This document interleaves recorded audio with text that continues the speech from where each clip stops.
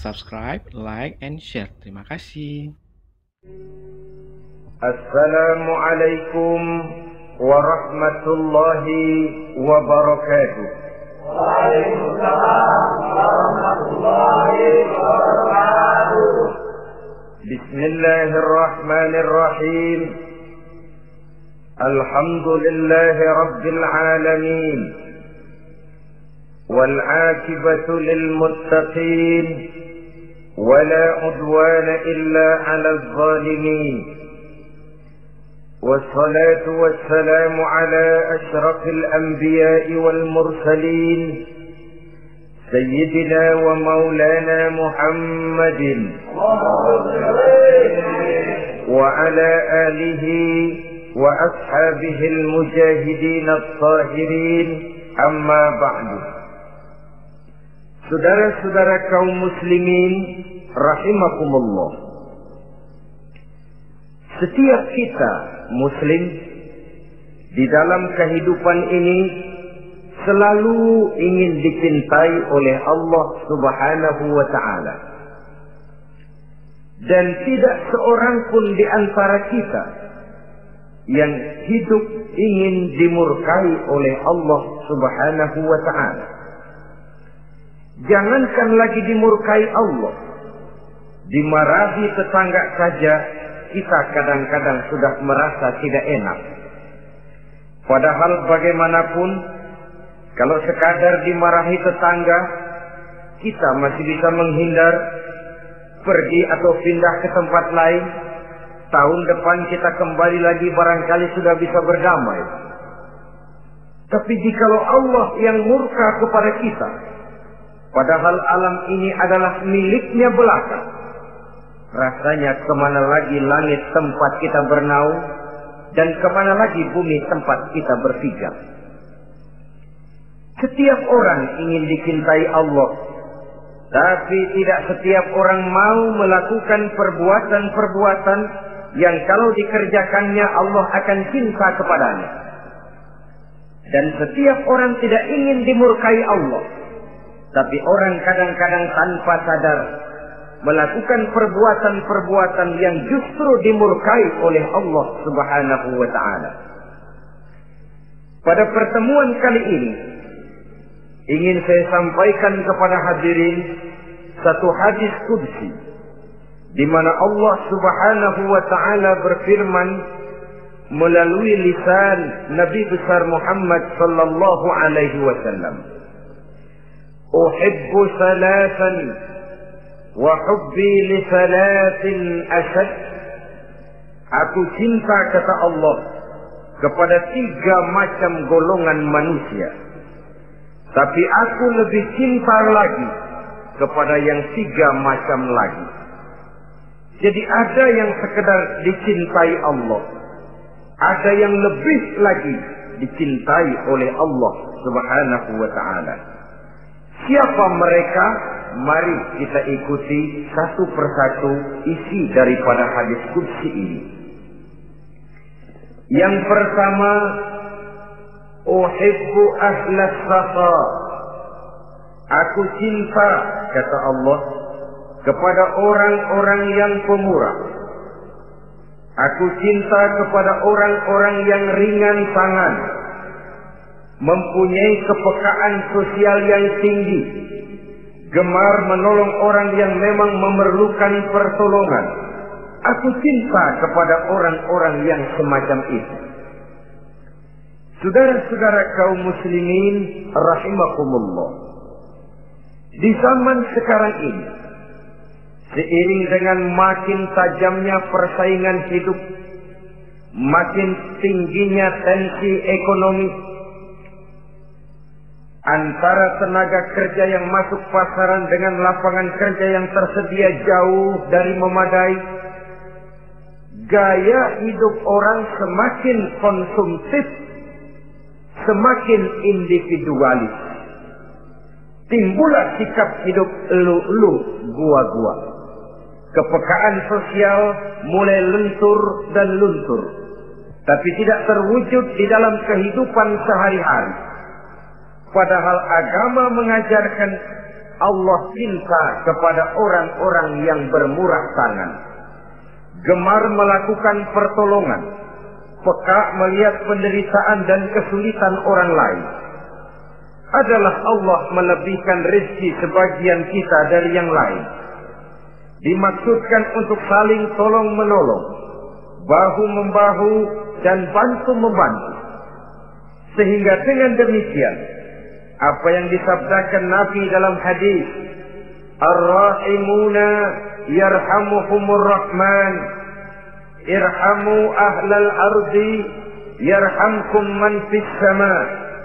Orang-orang yang punya sifat belas kasih akan dikasihi oleh Allah Subhanahu wa ta'ala. Sayangi yang di permukaan bumi, nanti yang di langit akan sayang kepadamu. Akan turun rahmatnya kepada kita bersama.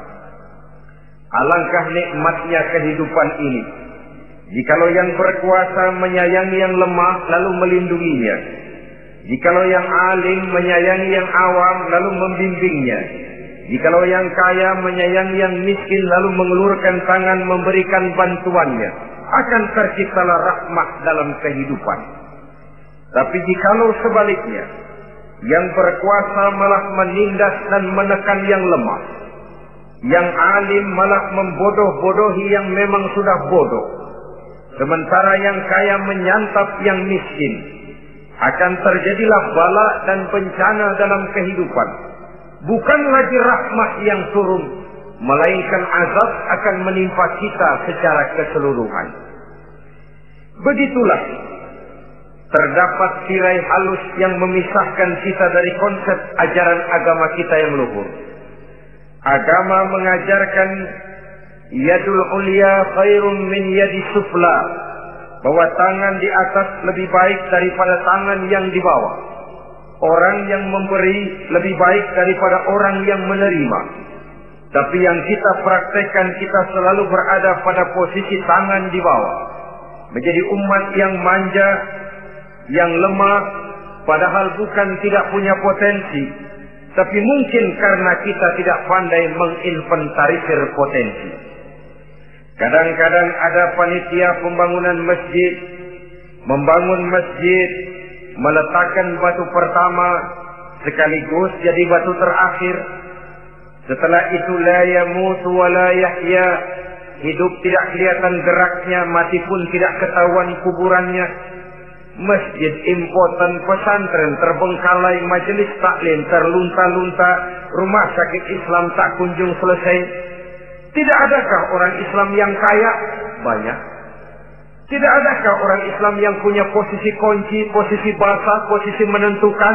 Banyak. Secara jujur kita harus berkata, yang belum banyak ialah yang mau berbuat atas nama dan demi kepentingan agamanya.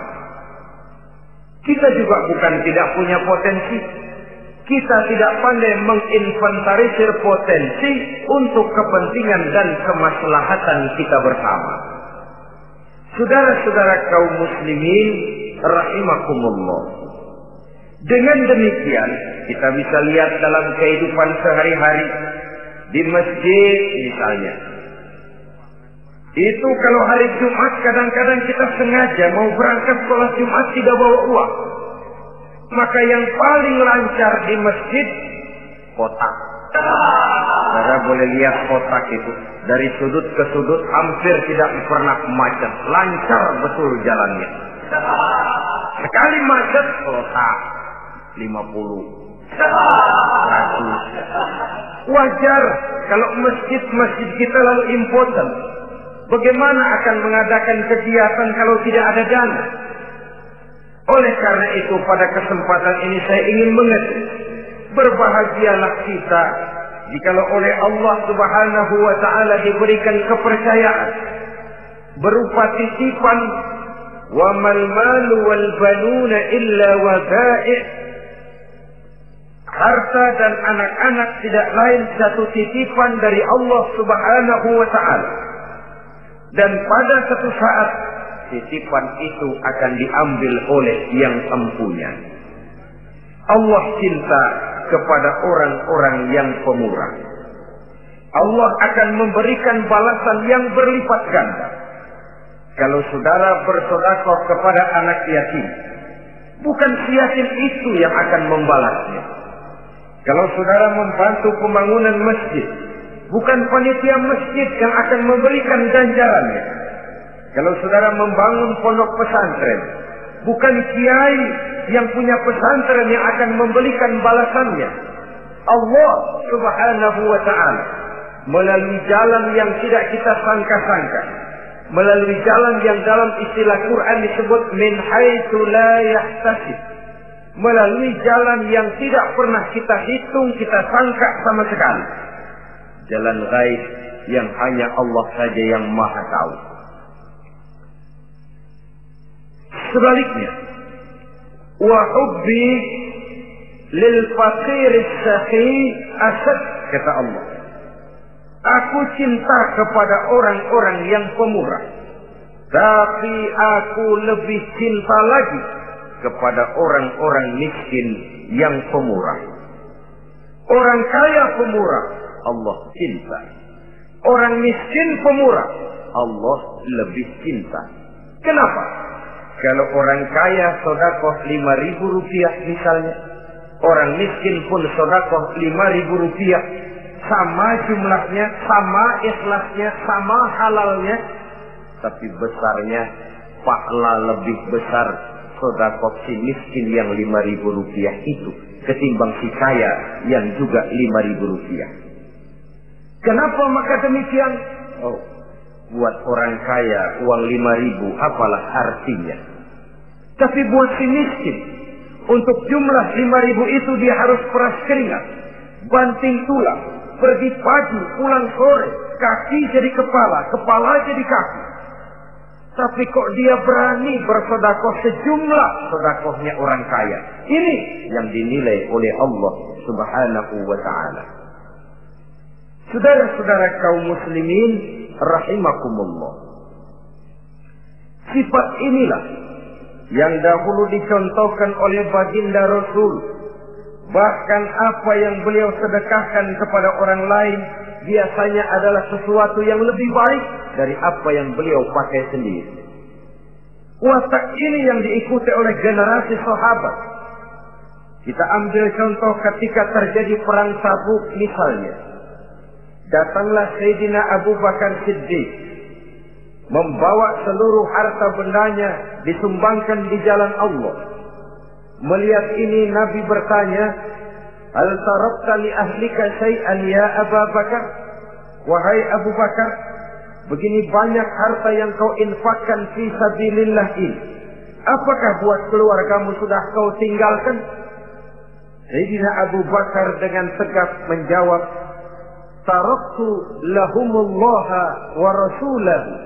Sudah, saya tinggalkan mereka Allah dan Rasulnya.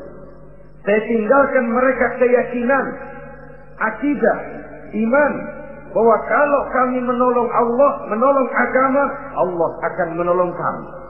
Bahwa kami tidak akan jadi melarat karena memperjuangkan agama. Bahwa kami tidak akan jatuh miskin kalau harta ini kami belanjakan di jalan Allah. Kami tinggalkan keyakinan itu kepada anak-anak dan istri di rumah. Sementara harta yang ada seluruhnya kami bawa kemari. Keyakinan yang dimiliki oleh Sayyidina Abu Bakar Siddiq di zaman sekarang ini sudah merupakan keyakinan yang sangat langka. Kita belum yakin benar akan kebenaran janji Allah. Sehingga dengan demikian timbullah keraguan-raguan.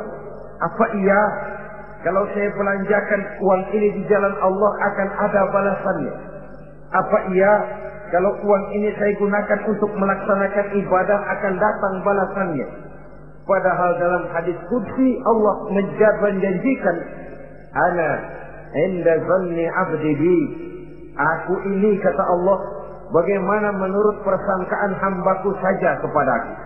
Kalau dia sangka baik, insya Allah baik datangnya. Kalau dia sangka tidak, aku bagaimana menurut sangka hambaku kepadaku. Itulah sebabnya dalam segala hal kita harus husnuzan, berbaik sangka kepada Allah Subhanahu wa ta'ala.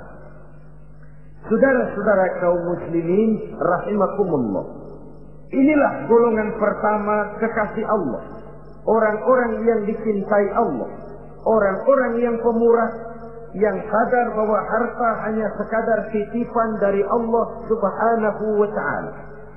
Dan harta menurut Nabi, apabila sudah kita belanjakan di jalan Allah, dia akan berkata, pertama, kuntu qalilatan fakassartani, jumlahku sebenarnya sedikit, tapi lantaran engkau sedekahkan aku, engkau belanjakan aku di jalan Allah, maka jumlahku jadi banyak. Kau sedekah 1000, dibalas 7000, dikali 10, dikali 100, masih ditambah wallahu yudha'ifu liman yasha. Allah melipat gandakan pahala kebajikan dari orang-orang yang dikehendakinya. Yang kedua, harta itu akan bicara lagi. Kuntu faniyatan fa'abqaitani. Aku ini sebenarnya fana, tidak kekal, berubah, relatif dan temporer, sirna oleh pergeseran masa dan pertukaran waktu. Tapi lantaran engkau sedekahkan aku, engkau belanjakan aku di jalan Allah, maka nilaiku jadi kekal, akan mendampingi engkau sampai di hadratullah azza wa jalla di akhirat nanti. Jadi harta yang kita tumpuk-tumpuk, yang kita sangka akan mengekalkan kita sampai tidak akan miskin 7 keturunan, dengan segala macam cara kita tempuh, dia bukan harta yang kekal. Yang kekal yang kita belanjakan di jalan Allah Subhanahu wa ta'ala. Itu milik kita yang benar-benar akan kita nikmati. Yang ketiga, harta itu akan berkata lagi, kunta harisi fal ana sirtu harisaka.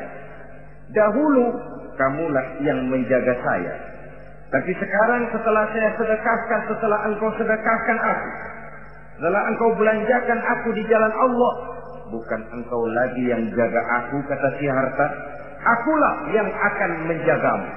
Di dunia orang yang rajin sedekah, sedekahnya itu menolak bala, terhindar dari segala bencana dan musibah. Sementara di akhirat, sedekahnya itu akan menjadi dinding yang menjaga dia dari jilatan api neraka. Demikian harta yang sudah kita infakkan, kita belanjakan, kita sedekahkan di jalan Allah itu akan menjadi pejangga kita. Sehingga Nabi menyatakan, inna sadaqatal mar'il muslim tazidu fil umri wa tadfa'u mitatas su'i. Sesungguhnya sedekahnya seorang mukmin dapat menambah umur panjang dan menyelamatkan seseorang dari mati secara su'ul khatimah. Marilah kita melihat bahwa agama ini memerlukan kita, bahwa umat ini mengharapkan pengorbanan kita.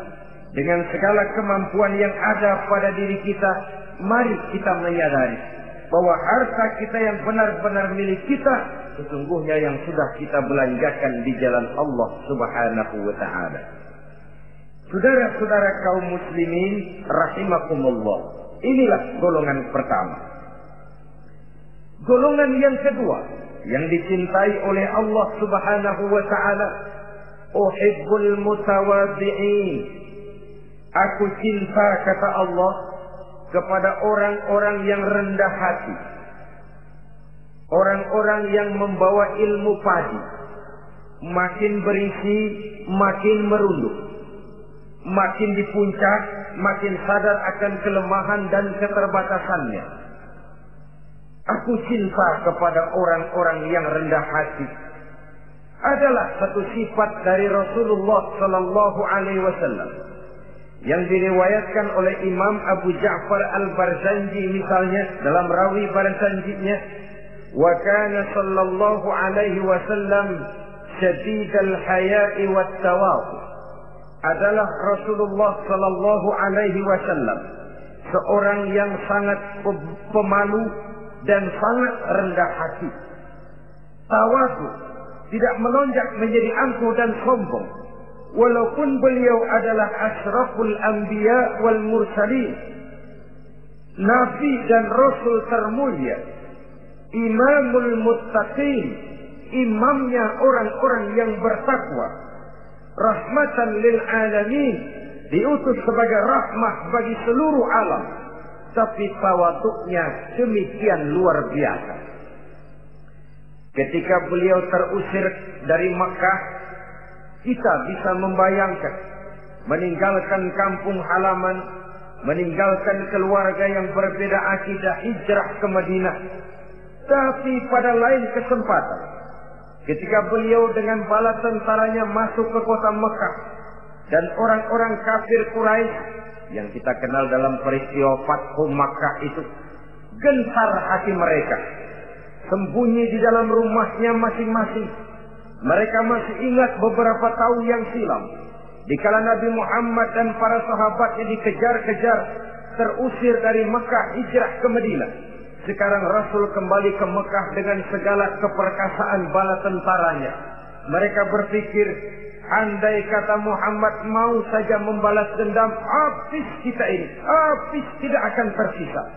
Dahulu dia kita caci maki, dahulu dia kita usir, dahulu dia kita kejar-kejar untuk kita bunuh.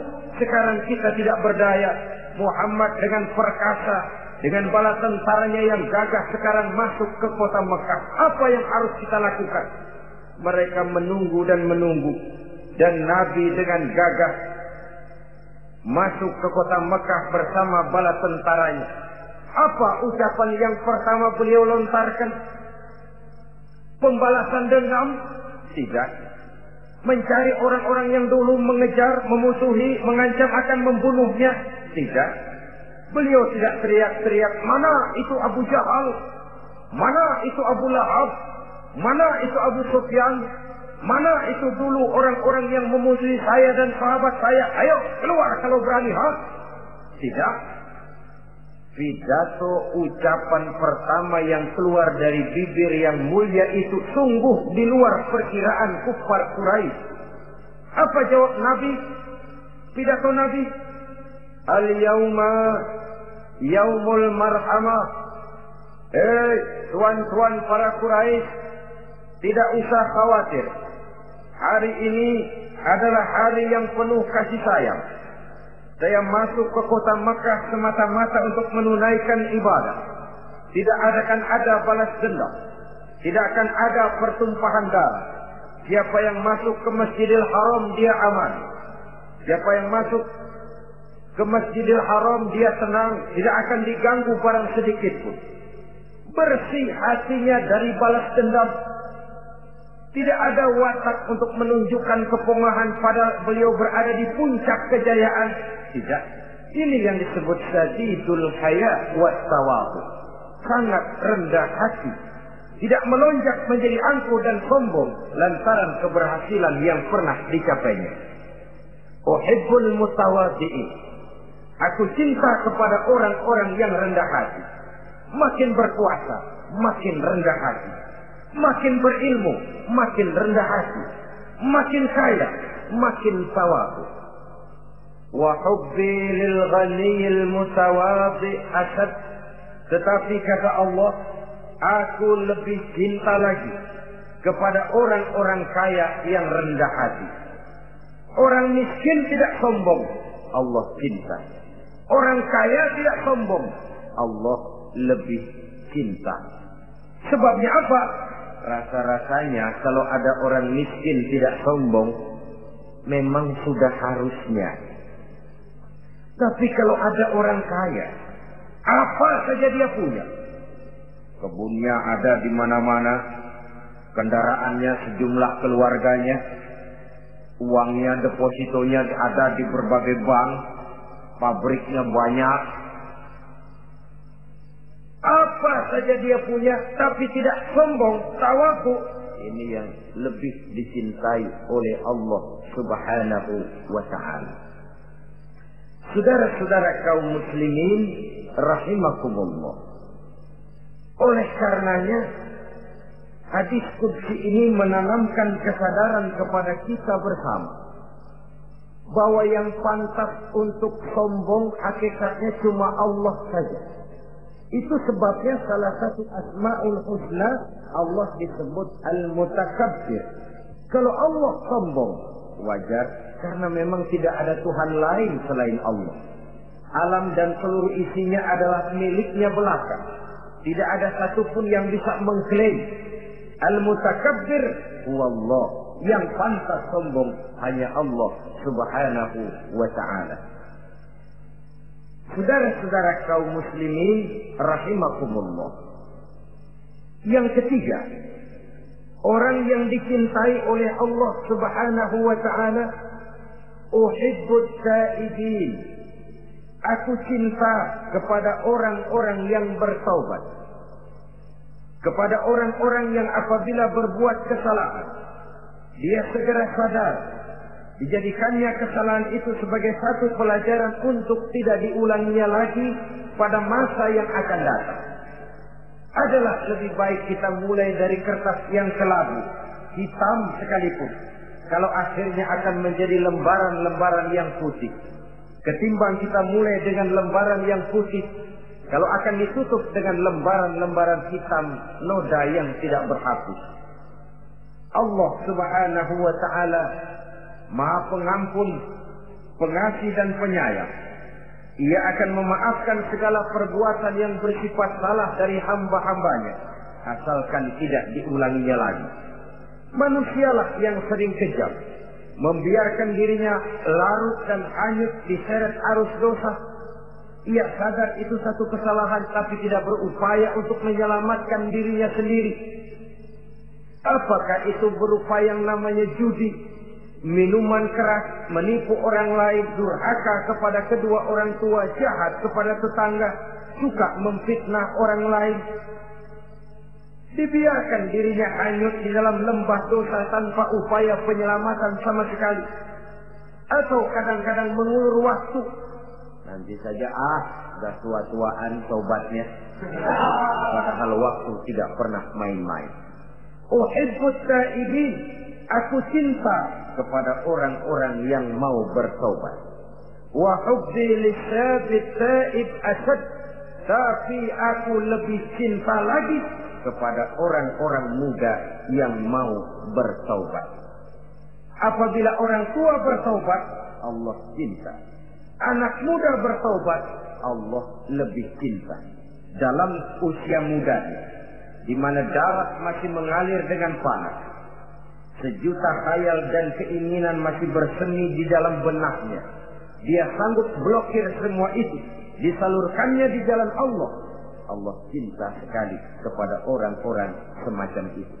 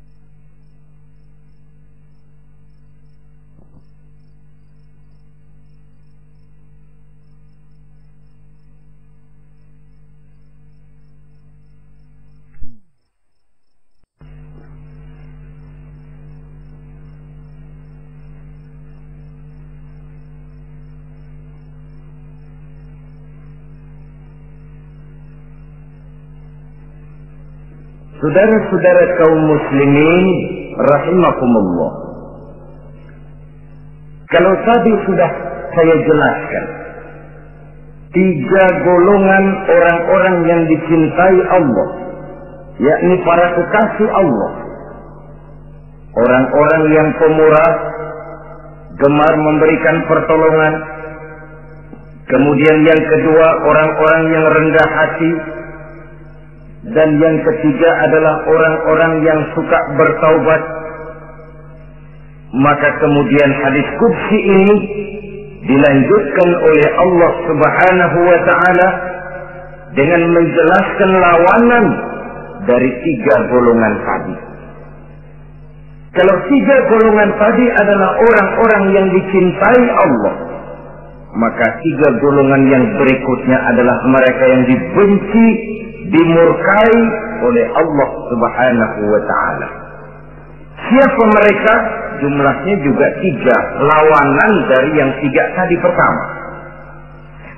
Yang pertama, saudara-saudara, abghadul bukhala. Aku benci, kata Allah, kepada orang-orang yang bakhil, orang yang kikir, orang yang diberikan amanah berupa harta, lalu tidak tersentuh hatinya melihat kesulitan dan penderitaan orang lain. Tetangganya meratap dan merintih kelaparan, sementara ia dengan tenang berpangku tangan, padahal ada kelebihan rezekinya. Ia tahu kesulitan orang lain, tapi ia tidak berusaha mengulurkan tangan memberikan bantuan. Kenapa seseorang bisa terjebak ke dalam penyakit bakhil bin kikir alias pelit seperti ini? Oleh karena harta benda dunia itu sudah berakar kuat di hatinya. Tidak mau lepas lagi ia dari sana. Tidak mau berpisah ia dengan harta itu walau sedikit jua pun. Dan memang para ulama sufi mengajarkan, orang kaya itu ada 2. Ada orang kaya hakiki, ada orang kaya majazi. Orang kaya hakiki, orang kaya sebenarnya adalah orang yang kaya hatinya. Luas cakrawala pandangannya, terbentang nuansanya, tidak cuplik melihat karunia yang diberikan Allah dalam kehidupan ini. Orang yang kaya hati, inilah orang kaya hakiki. Adapun orang kaya majazi adalah orang yang banyak hartanya tapi miskin hatinya. Hidupnya sudah melimpah tapi ia selalu merasa kurang, maka ia tidak pernah cukup. Posisinya sudah kaya tapi ia masih merasa miskin, maka ia pun selalu miskin. Imam Ghazali rahimahullah memberikan contoh yang indah. Perjalanan hidup manusia sama dengan naik kapal laut yang besar menuju pulau bernama akhirat, mencapai pantai surga bahagia. Kapal ini akan singgah di satu pulau bernama dunia. Para penumpang diperbolehkan turun, tapi sebelumnya diingatkan lebih dahulu bahwa ini cuma sekedar tempat transit. Di dunia, di pulau yang bernama dunia, para penumpang boleh mengambil apa yang memang diperlukan untuk bekal dalam perjalanan. Tapi jangan lupa bahwa kapal akan melanjutkan perjalanan menuju kepulauan akhirat yang kekal dan abadi. Maka turunlah para penumpang ke pulau yang bernama dunia ini. Macam-macam tingkah lakunya ketika mereka menjejakkan kaki ke pulau dunia. Ada yang tetap sadar kepada pesan nakoda. Dia turun ke pulau yang bernama dunia, yang hijau, ranau, indah, memikat, mempedaya, mempesona. Tapi ia tetap sadar, ini cuma tempat transit. Ini cuma tempat persinggahan sementara. Bukan ini tempat yang akan saya tuju. Kapal akan segera berangkat. Saya harus bersiap-siap. Diambilnya apa yang diperbolehkan di pulau bernama dunia sebagai bekal menuju perjalanan akhirat, dan setelah itu dia segera kembali ke kapal untuk melanjutkan perjalanannya. Ada pula penumpang yang lalai. Ketika turun ke pulau bernama dunia ini, ia lupa kepada pesan sang nakoda. Ia terpedaya oleh hijau ranaunya kepulauan dunia. Ia tersikat oleh gemerlapnya kehidupan dunia. Sibuklah seluruh waktunya untuk mengambil segala yang ada di kepulauan dunia ini. Ia menyangka bahwa ia sudah sampai kepada tujuan yang sebenarnya. Dikala peluit kapal berbunyi, pertanda kapal akan segera berangkat, rupanya baru sadar dia bahwa ini bukan tujuan yang sebenarnya. Ia berusaha kembali ke kapal, walaupun masih bisa ikut naik kapal, tapi sayang tempatnya sudah ditempati oleh orang lain. Inilah contoh dari orang-orang yang kehidupan dunia telah melalaikan mereka daripada tujuan akhirat. Yang lebih celaka adalah nasib penumpang ketiga. Mereka yang tertinggal sama sekali di kepulauan dunia ini. Mereka lah orang-orang kafir, orang-orang munafik, orang-orang musyrik. Bagi mereka surgalah dunia ini. Bila kehidupan dunia berakhir pula lah surganya sampai di situ.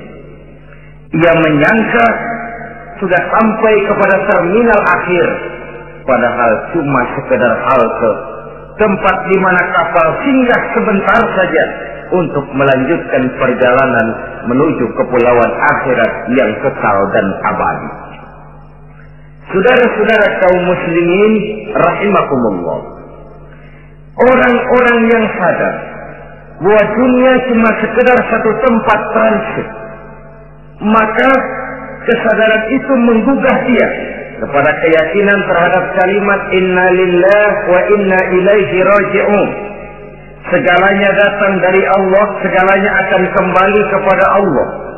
Tidak ada yang dibawanya saat ia terlahir ke alam dunia ini, dan tidak akan ada yang dibawanya kembali saat ia keluar meninggalkan alam dunia ini, kecuali iman dan amal soleh yang dikerjakannya di dalam kehidupan kita. Bukan bakhil yang menyebabkan orang cepat jadi kaya, bukan pemurah yang menyebabkan orang jatuh miskin dan bangkrut, tetapi kesadaran bahwa segalanya datang dari Allah, segalanya akan kembali kepada Allah, akan membuat kita walaupun memiliki harta dan benda, tapi ia tidak berurat dan berakar di dalam hati. Abghadul bukhala, kata Allah, aku benci kepada orang-orang yang bakhil. Kadang-kadang jangankan untuk orang lain, untuk kepentingan agama, dirinya sendiri saja tidak bisa menikmati kekayaannya. Kaya dia sebenarnya, tapi dia tidak sadar akan kekayaannya. Lebih celaka lagi, dia tidak tahu untuk apa kekayaan itu akan dipergunakan. Lahirnya mazhab materialisme, hidup serba cukup, serba ada, seperti yang kita lihat di negara-negara yang makmur, di Eropa bagian barat misalnya. Keluarga-keluarga jet set yang akhirnya bingung karena kebanyakan harta. Kalau kita di timur umumnya bingung karena tidak punya harta. Di sana orang bingung karena kebanyakan harta, mau diapakan harta itu. Akhirnya timbullah gaya hidup yang aneh-aneh, membentuk klub-klub nudis terlepas dari pergaulan dunia ramai, bergerombol tidur di goa-goa, padahal rumahnya macam istana, kamarnya 37, ada kolam renang, ruangan ber-AC, kemana pergi mobil sejumlah keluarga, dari merek-merek yang mewah, keluaran mutaakhir. Tidak puas mobil punya kapal pesiar, kapal laut, tidak cukup kapal laut punya kapal pesawat terbang pribadi. Apa yang dimau uangnya bisa bicara, tapi akhirnya lalu sampai kepada titik jenuh, sampai kepada yang namanya frozen emotional attitude. Dan sikap bakhil inilah yang pada akhirnya mendorong seseorang untuk sampai kepada tingkat yang disebut tamak, rakus, serakah. Dan mental semacam ini tidak hanya membahayakan bagi pribadi yang punya watak, tapi juga bagi lingkungan, bagi masyarakat, bahkan dalam skopnya yang luas, bagi pertumbuhan suatu bangsa, bagi pertumbuhan suatu negara. Sikap-sikap tamak, rakus, serakah, mau menang sendiri, mau kuasa sendiri, mau basah sendiri, mau kaya sendiri, persetan dengan orang lain, adalah sikap-sikap yang tidak saja bertentangan dengan ajaran agama kita, tapi juga bertentangan dengan falsafat dasar kehidupan bangsa kita, yakni Pancasila.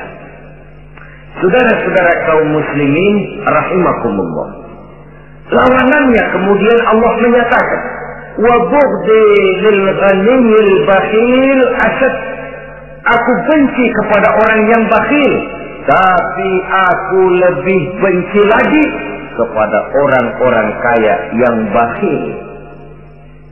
Kalau orang miskin pelit, barangkali masih orang berkata pantaslah dia itu pelit, miskin. Tapi kalau kaya, bakhil, kaya, pelit, rasanya orang menyayangkan. Apa saja dia punya, tapi bakhil, pelit, tidak sadar bahwa itu adalah amanah Allah yang satu saat akan dimintakan pertanggungan jawab di padang mahsyar nanti. Inilah golongan pertama yang dibenci oleh Allah Subhanahu wa ta'ala. Golongan yang kedua, abghadul mutakabbirin, aku benci kepada orang-orang yang sombong. Baik sombong oleh karena kekuatan, wewenang, jabatan. Baik sombong oleh karena ilmu pengetahuan, skill, keahlian, kemampuan. Baik sombong oleh karena harta benda dan kekayaan. Sombong dalam segala bentuknya tidak disenangi oleh Allah Subhanahu wa ta'ala. Inilah yang saya maksud tadi dengan membawa ilmu padi seharusnya. Semakin berisi, semakin merunduk. Sebab pepatah orang-orang tua kita bilang, air beriak tanda tak dalam, tong kosong bunyinya nyaring. Orang belajar silat kalau baru dapat 2-3 jurus memang genit, bukan main. Sesuatu yang barangkali sudah lumrah dalam kehidupan. Tapi yang diajarkan oleh agama, abghadul mutakabbirin, aku benci kepada orang-orang yang sombong. Al-Quran syarat dengan contoh-contoh baik dari perjalanan sejarah, baik dari perjalanan para hidup para nabi dan para rasul. Seluruhnya merupakan tamsil, contoh dan ibarat bagi kita bersama. Fanzuru kaifa kana akibatul mukazzibin. Fanzuru kaifa kana akibatul mujrimin. Berjalanlah kamu di permukaan bumi, lihat bagaimana akibat yang diderita oleh para pendusta. Lihat bagaimana akibat yang diderita oleh para pembuat dosa, oleh orang-orang yang sombong, angkuh, congkak, dan takabur. Mereka satu demi satu mengalami kehancuran tenggelam di perut sejarah. Kurang apa Fir'aun? Kurang apa Raja Namrud? Kurang apa Raja Abrahat? Tentaranya gagah perkasa, kekuasaannya luar, istananya megah dan besar, pengawalnya gentayangan di mana-mana, intelnya selalu siap siaga menjaga keamanan. Sang raja diraja, entok waktu berputar masa beredar, tenggelam oleh perputaran waktu dan peredaran zaman. Tidak ada satu keabadian dalam kehidupan ini. Akankah kita melahirkan Fir'aun kelas baru, Namrud di zaman modern, Abrahat gaya kini, yang semakin berada di puncak kekuasaan semakin lupa diri dan lupa daratan, menjadi orang yang hanya mau benar sendiri, adil sendiri, makmur sendiri, tidak peduli menari di atas bangkai dan penderitaan orang lain? Akankah kita melahirkan korun-korun gaya baru yang sombong oleh karena harta kekayaan yang berlipat ganda? Ataukah kita akan melahirkan barsisul abid gaya baru yang sombong oleh karena ilmu pengetahuan yang dimilikinya? Marilah kita menyadari al-mutakabbir huwa Allah. Yang pantas, boleh dan sombong, wajar untuk sombong, cuma Allah subhanahu wa ta'ala. Abghadul mutakabbirin, aku benci kepada orang-orang yang sombong. Saudara-saudara kaum muslimin rahimakumullah, lawanannya kata Allah, selebihnya wa bughdi lil faqiril mutakabbir asad. Tetapi kata Allah, aku lebih benci lagi kepada orang miskin yang sombong. Ini yang sudah tidak punya pilihan. Orang pintar sombong barangkali lumayan, goblok sombong minta ampun, pejabat sombong barangkali karena punya pangkat, rakyat sombong apa yang mau disombongi, orang kaya sombong barangkali karena kekayaannya, melarat miskin sombong minta ampun. Sebab itu kata Allah, aku benci kepada orang-orang sombong, tapi aku lebih benci lagi kepada orang-orang miskin yang sombong. Hadis qudsi ini tentu saja memberikan satu kesadaran rohani yang paling dalam pada kehidupan kita setiap pribadi muslim, bahwa kita sejauh yang bisa kita lakukan hanyalah berusaha berbuat. Kita terikat oleh sunnatullah, kata kita orang beragama, hukum alam kata para ahli alam, natural of law katanya. Tapi di sebalik itu sesungguhnya segala hasil usaha, kepastian dan ketentuannya hak prerogatif dari Allah subhanahu wa ta'ala. Sehingga pada puncaknya kita akan sampai kepada pengakuan yang paling jujur, la haula wa la quwwata illa billah. Tidak ada daya kita, tidak ada kekuatan kita kecuali apa yang memang telah diberikan Allah. Ialah sumber daya, sumber gerak, sumber seluruh kekuatan. Dan kita manusia hanya mencapai itu kalau dikaruniai oleh Allah subhanahu wa ta'ala. Sewajarnya, makin bertambah ilmu, makin sadar kita akan kebodohan kita. Seperti yang diucapkan oleh Al-Imam Syafi'i rahimahullah, setiap tambah ilmuku, bertambah tahulah aku akan kebodohan. Sewajarnya, semakin bertambah harta kita, semakin sadar kita akan kemiskinan kita. Semakin bertambah tinggi pangkat dan jabatan kita, semakin sadar kita dari mana kita datang, kemana kita akan pulang, dan di mana kita akan berada sekarang. Dengan kata lain, ilmu itu, harta itu, pangkat dan kedudukan itu sesuatu yang perlu dan perlu. Tapi bukan sebagai tujuan. Semuanya cuma sekedar alat. Tujuannya apa? Jangka panjang di akhirat untuk mencapai ridho Allah. Jangka pendek di dunia ini harus menjadi rahmatan lil alamin. Bagaimana ilmu itu jadi rahmah bagi lingkungan, bagaimana kekuasaan itu jadi rahmah bagi lingkungan, bagaimana harta itu jadi rahmah bagi lingkungan, berfungsi sosial untuk kebersamaan di dalam kehidupan ini.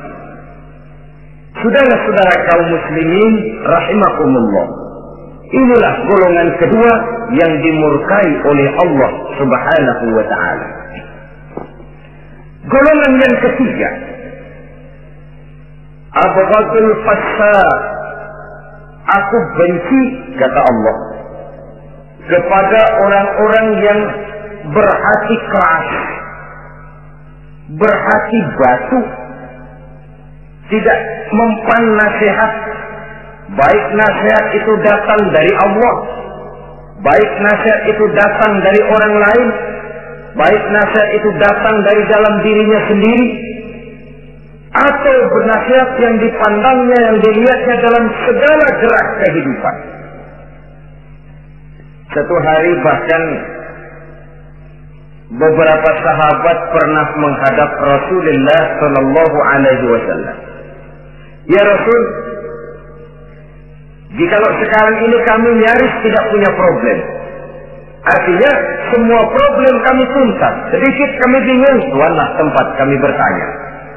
Kami tidak mengerti hukum, Tuan tempat kami meminta fatwa. Kami ingin mendapat petunjuk, kepada Tuan kami mengadu.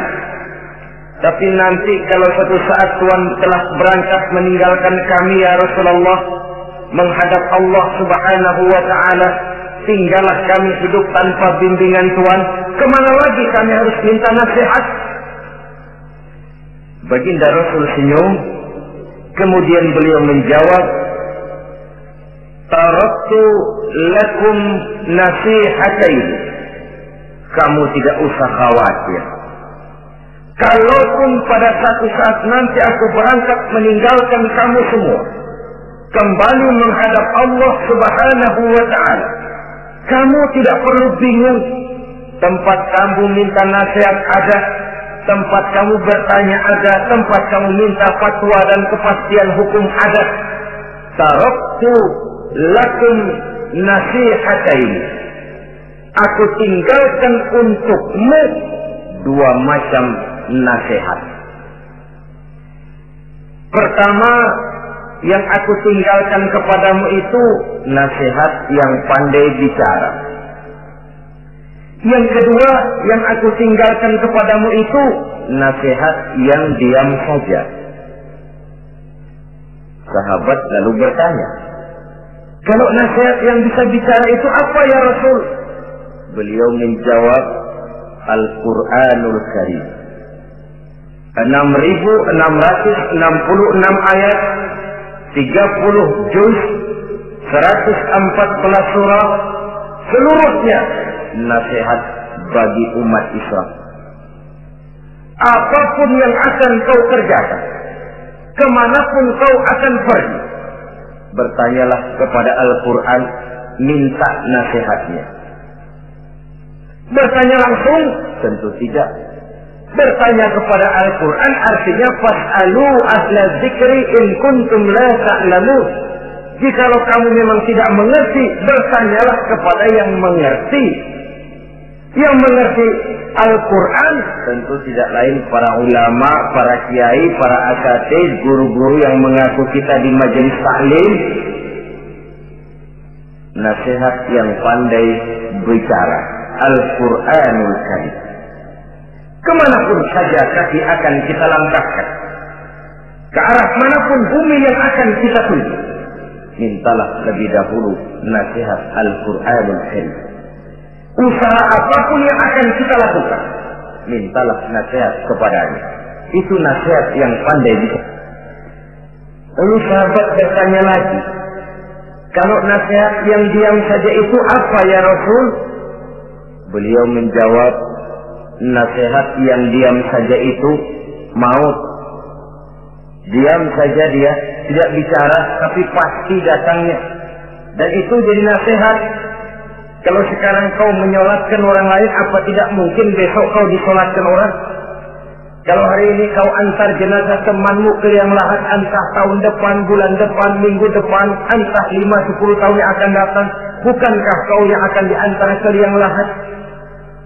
Kau tengoklah temanmu itu, matanya masih ada tapi sudah tidak sanggup lagi melihat. Jangankan melihat, digerakkan saja pun sudah tidak bisa. Telinganya belum kemana-mana tapi sudah tidak mampu lagi mendengar. Kakinya masih cukup tapi sudah tidak mampu untuk dipakai berjalan. Tangannya masih ada tapi tidak ada lagi yang bisa dipegangnya. Apa yang kurang kalau sudah demikian? Kau tumpuk harta kekayaan untuk 7 turunan, kau sangka kau tidak akan mati karena itu. Kau ingin selalu berada di puncak padahal hidup ini mendaki dan menurun. Ini seluruhnya merupakan nasihat. Orang yang hatinya keras tidak mempan nasihat yang datang dari Allah Quran dan maut. Nasihat yang datang dari orang lain, kadang-kadang diberikan nasihat, lebih pandai dia berkilah, lebih pandai dia berkelit, lebih pandai dia berjawab. Orang yang memberi nasihat baru bicara satu, dia sudah 10. Nasihat yang datang dari orang lain tidak juga bisa menyentuh hatinya. Atau nasihat yang timbul dari dalam dirinya sendiri. Kulit yang mulai berkerut, uban yang mulai bertabur, gigi yang permisi satu demi satu. Itu kan seluruhnya merupakan nasihat. Tapi orang yang hatinya keras, kasar, istilah kita barangkali sudah kulit, badak, muka, tembok, kuping, kebo, masuk dalam golongan khatamallahu ala qulubihim. Allah sudah tutup cap, Allah tempel hati mereka, tidak masuk lagi nasihat. Na'udzubillah summa na'udzubillah. Beruntung kita kalau oleh Allah ini diberikan hati yang lembut, peka, mudah menerima kebenaran, tidak tertutup terhadap kebenaran. Walaupun kebenarannya itu datang dari seorang budak yang hitam legam. Karena memang agama mengajarkan khuzil hikmata wa la yadurruka min ayyi wi'ain kharajat. Ambillah hikmah, ambillah kebenaran, tidak usah terlalu kau pedulikan dari mana sumbernya. Asal itu merupakan kebenaran, jadikan sebagai nasihat di dalam kehidupan. Saudara-saudara kaum muslimin rahimakumullah, rugi dan celaka kita kalau sampai diberikan hati yang keras, kasar, masuk dalam qaswatul qalbi, hati yang kasar, keras, tidak mempan nasihat apapun. Kalau kadang-kadang masuk telinga kanan, keluar lagi telinga kiri, tidak pernah singgah di lubuk hatinya walau sebentar sekalipun, tidak pernah transit, atau kalaupun transit seperti air di daun talas, mudah bergoyah ke kiri dan ke kanan. Allah benci kepada orang-orang yang hatinya keras. Selanjutnya, wa bughdil syaikhil fasik asad. Tapi kata Allah, aku lebih benci lagi kepada orang tua yang hatinya keras. Tua-tua keladi katanya, makin tua makin menjadi. Kalau ada anak muda bandel, nakal, setidaknya orang masih punya harapan. Masih ada orang berkata, ya doain aja dah, mudah-mudahan dia makin dewasa, makin lurus jalan hidupnya, makin benar langkahnya, makin sadar rasa keagamaannya. Masih ada ucapan seperti itu. Tapi kalau sudah tua malah makin gila, orang sudah habis harapan. Paling orang bilang, tuh aki-aki udah asar, udah maghrib, udah dekat ke lubang kubur, bedung maghrib masih nyingsok aja di perapatan. Saudara-saudara kaum muslimin, habis rasanya harapan orang. Aku benci kepada orang yang hatinya keras, tapi aku lebih benci lagi kepada orang tua yang berhati keras. Kenakalan remaja dibenci Allah, kenakalan orang-orang tua lebih dibenci oleh Allah Subhanahu wa ta'ala. Saudara-saudara kaum muslimin rahimakumullah, semoga kita termasuk ke dalam golongan orang-orang yang